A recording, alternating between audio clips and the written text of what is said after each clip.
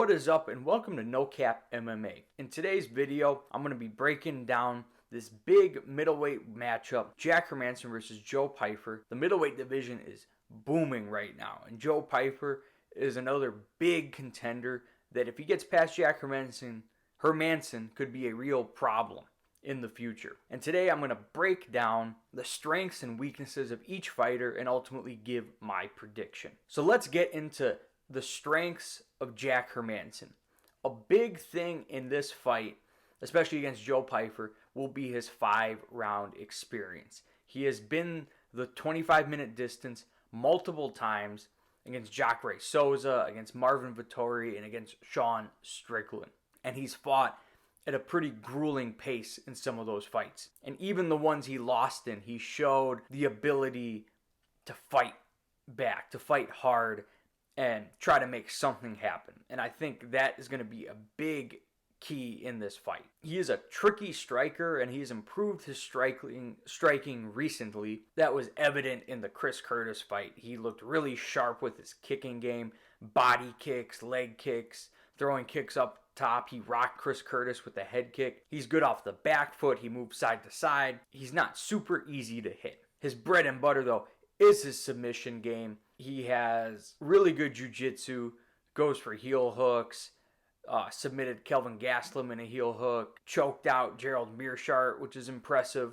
So that is ultimately his biggest strength in this fight, is his submission game. And he throws a lot of output, throws a lot of shots off the back foot being pressured as well. So that's a good skill to have, and I think that will serve him well in this fight. Now, the weaknesses of Jack Hermansson, not the best chin in the world. He's shown to get rocked, or he got finished by Jared Cannonier, got dropped by Marvin Vettori, and Marvin Vettori is not known to have tremendous power. And that is definitely concerning against a big power puncher like Joe Pyfer. He also doesn't have a lot of power to offset that. You know, you don't see Jack Hermansson really dropping people. He rocked Jacare Souza with punches. He wobbled Chris Curtis with a head kick. But normally you don't see him really hurting people too much on the feet.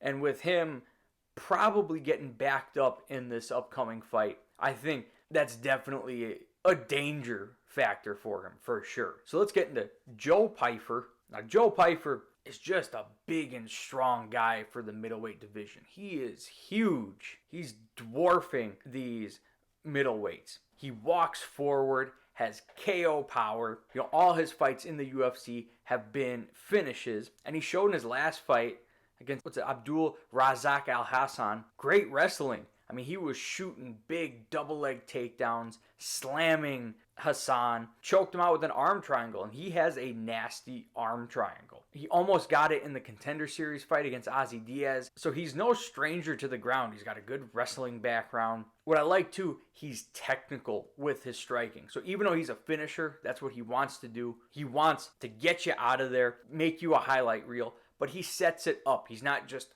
throwing haymakers like a crazy man. He's feinting, he's setting stuff up, going to the body. But if he touches you, there's a good chance you're going down.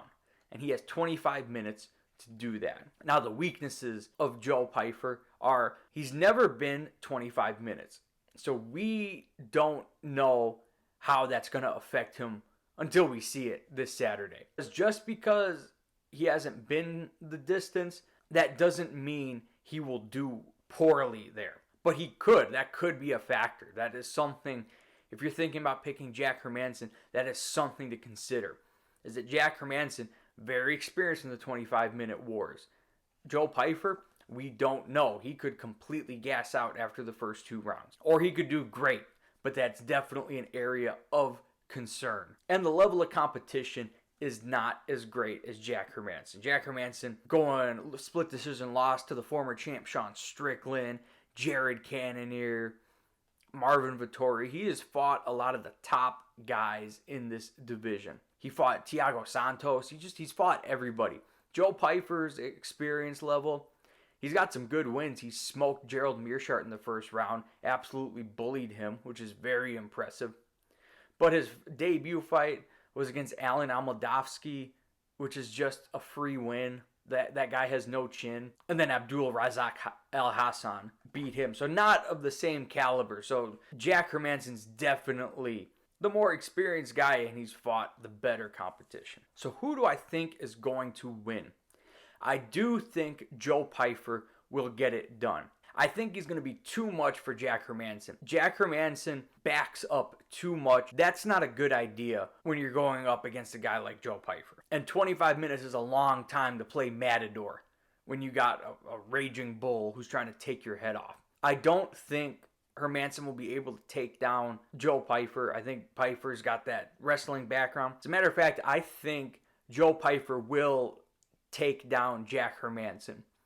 Just to prove that he's not afraid of the grappling. I do think that will happen. I think he will go for a takedown, and I think he will get one. And I see him TKOing Hermansson in the first or second round. I think he's just going to catch him, hit him with good ground and pound, and finish the show. Joe Pyfer's going to get it done by KO.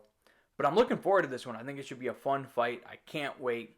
Thank you for watching. If you enjoyed this video, hit that like button. And if you want to see more MMA content, smash that subscribe button, and I will see you guys in the next video.